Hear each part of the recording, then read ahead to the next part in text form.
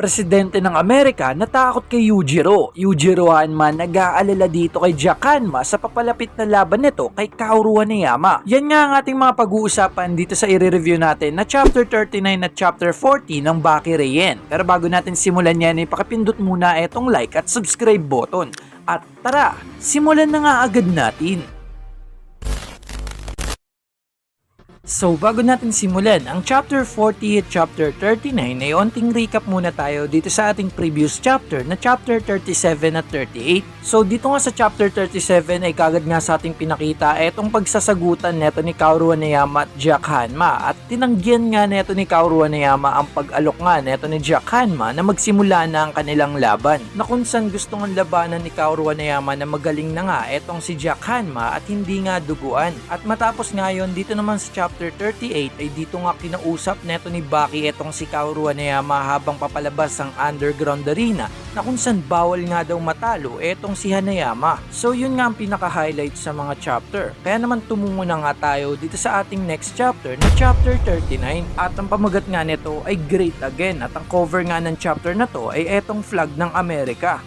At sa first panel nga mga tol ay pinakita dito etong White House ng United States of America. At dito ngay merong nag-uusap etong ang presidente ng Amerika na si Donald Trump at pati na rin etong si Elon Musk. At dito ngay nagsalita dito etong si Elon Musk na para lang ba sa isang lalaki? Ikaw ba'y nanumpa sa isang panata na di pagsalakay sa isang lalaking Hapones? Siya ngay gulat na gulat dito sa sinasabi niya dahil nga hindi siya makapaniwala. Samantalang eto namang si Donald Trump mga tol ay inamin nga na oo. At ang sagot nga dito neto ni Trump na oo, ginagawa namin ilong. Dahil nga etong lalaking ito ay mas malakas pa sa United States of America. At dito ngay nagulat etong si Elon sa sinabi dito neto ni Trump. At dito ngay biglang nagtanong dito etong si Elon Musk na siya ba'y mayaman? At dito ngay may naon siyang sinagot dito neto ni Trump na para sabihin sa iyo ang totoo, siya isang lalaking walang pakialam sa pera. At dito sinabi nga dito neto ni Elon na ano ba talaga ang iyong ibig sabihin? At dagdag niya pa nga dito, pero kung ganun, paano siya naging malakas? Ano ang nagpapalakas sa kanya? At dito ngay ngumiti lang etong si Trump at sinabi niya nga na lakas ng katawan. At dito ngay sinabi niya pa nga dito na walang kwenta. Ano daw ba kasing uri ng fighter ang taong ito? At dito ngay sinabihan niya pa nga etong si Trump na ikaw ang nagkokontrol sa buong bansa.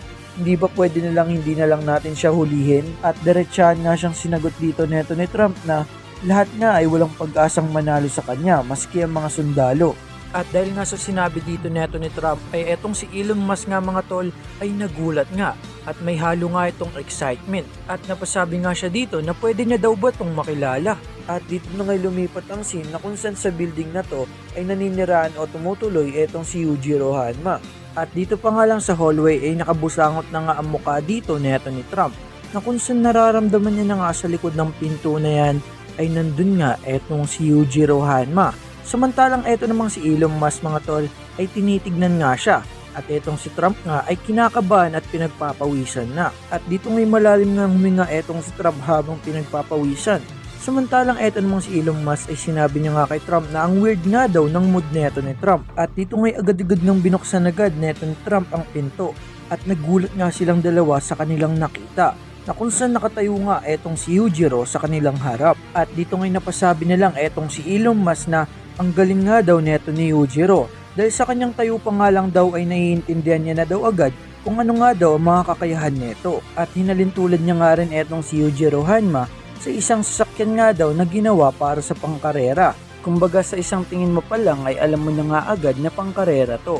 At paglingon nga daw sa kanila neto ni Yujiro Hanma ay naging malinaw nga daw sa kanya etong kakayahan neto ni Yujiro dahil sa isang galaw nga lang daw ay nakikita niya na nga daw etong pisikal na kakayahan neto. At dito na nga nagsimula magsalita etong si Yujiro. Galit nga siyang tinawag etong si Trump. Sabay galit niyang sinabi neto ni Yujiro na ang kapal ng mukha niyang humarap ulit sa akin. Samantalang etong si Elon Musk nga mga tol ay nagulat nga na kung saan may pangil nga etong si Yujiro. Samantalang etong si Trump nga ay takot na takot dito kay Yujiro at napasabi na, "Sir, kung pwede lang po, teka lang po muna." At dito nga isang malakas na suntok sa hangin ang binitawan ni Yujiro at tumama nga ang hangin sa muka neto ni Elon Musk. At tinanong nga neto ni Yujiro dito kay Trump kung sino nga ito. At dagdag nga neto ni Yujiro na wala nga daw siyang narinig na dalawang tao nga daw ang imimit niya ngayon. At dito nga'y takot na sinabi dito ni Elon Musk na kung pwede lang po sana sir, pahingi po ng sandali. At dito nga'y nagalit etong si Yujiro at sinabi na kung kayong dalawang gago ay ginagawa lang ang gusto nyo, ay re-rating ko kayong dalawa. At dito nga'y nawakan pa nga ni Yujiro ang ulo ng dalawa. At sinabi na tawagin mo rin ang security mo, mas marami, mas masaya. At doon nga nagtatapos etong chapter 39 ng Bakereyen. At tara, tumungo na nga tayo dito sa ating chapter 40 ng Bakereyen. At ang pamagat nga ng chapter na to ay Hornet. At sa first panel nga mga tulay pinakita dito etong tinutuluyan neto ni Jack Hanma. At ipinakita nga din dito, etong nakaiga siya at nagpapahinga. At habang nakaiga nga siya dito, ay may biglang pumasok sa kanyang bintana na Hornet. At napalingon nga siya dito. At dito ngay napatayo nga etong si Jack Hanma sa kanyang kama. At ang iniisip niya nga, na kung mahuli niya nga daw etong Hornet o etong putakte. At dito ngay nag-focus etong si Jack Hanma. At habang nakatayo nga siya, maya-maya biglang nasa ngipin niya na etong Hornet o etong putakte. Sobrang bilis nga ng ginawa dito neto ni Jack Hanma at tinapon niya nga rin ito gamit ang kanyang bibig. Grabe nga yung pagdura niya dito sa putakte kung saan tumilapon talaga. At maya-maya nga ay biglang may nagsalita sa kanyang likod. Nakatulad nga daw ni Musashi Miyamoto. At dito ngay nagulat nga etong si Jack Hanma dahil ito pala'y si Yujiro Hanma mga tol. At dagdag pa nga dito neto ni Yujiro Hanma ay sikat nga daw etong si Musashi Miyamoto sa paghuli nga daw sa langaw gamit lang ang chopstick. At dito ngay nilingon na neto ni Jack Hanma etong kanyang ama, ngunit gulat na gulat pa din siya.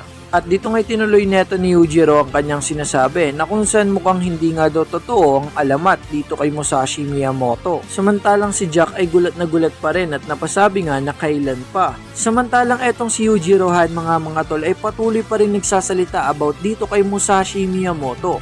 Na kung saan sinabi niya pa nga dito mga tol ay hindi nga daw hinuhuli na eto ni Musashi Miyamoto gamit ang chopstick sa katawan etong langaw, kundi hinuhuli niya pala ang langaw gamit ang chopstick sa pakpak nito at sa kanya nga ito puputulin. At pagtapos na nga etong si Musashi Miyamoto magputol ng mga pakpak ay saka na nga daw to kakain. Samantalang etong si Jack Hanma ay napasabi na nga na seryoso ako, kailan ba? Maaaring ang sinasabi nga dito neto ni Jack Hanma ay kung kailan nga pumasok o pumunta etong kanyang ama dito sa kanyang room. Samantalang etong si Yujiro Hanma ay hindi niya pa rin sinasagot etong kanyang anak at sinabihan niya na nga lang ito na sa susunod nga daw ay subukan nga daw huliin neto ni Jack Hanma ang Hornet sa pakpak nito. At sagot nga neto ni Jack Hanma ay ito nga daw ang madaling paraan para matusok. At agad nga siyang sinagot dito neto ni Yujiro na hindi ito laro na dapat laruin kung natatakot ka sa isang nanunusok. At dito ngay may isa na namang matapang na Hornet na pumasok nga sa bintana at dito ngay tinitignan nila itong dalawa. At napasabi nga etong si Yujiro ng aba sikat ka pala. At dito ngay napangiti na nga lang etong si Jack Hanma. At sabi pa nga dito neto ni Yujiro na tignan natin kung ano ang kaya mong gawin. Ngunit nag-request nga etong si Jack Hanma dito sa kanyang ama na gusto niya nga daw makita na hulihin neto ni Yujiro ito sa pakpak. At dito na nga nag-hand pocket stance etong si Yujiro Hanma na kung saan isang daliri lang na sobrang bilis ang kanyang ginamit para putulin ang dalawang pakpak na etong Hornet. At dito ngay gulat na gulat etong si Jack Hanma sa kanyang nakita. Sabay sabi nga neto ni Yujiro Hanma na sayang naman wala nang pakpak ang Hornet na yon para mahuli pa. Samantalang etong si Jack Hanma ay nakita niya nga talaga gamit ang isang daliri ay naputol nga etong dalawang pakpak ng Hornet at nagulat nga talaga siya dun. At dito nga biglang nagsalita etong si Yujiro Hanma na by the way Jack, sabihin mo sa akin kung anong nalalaman mo about kay Kaoru Hanayama.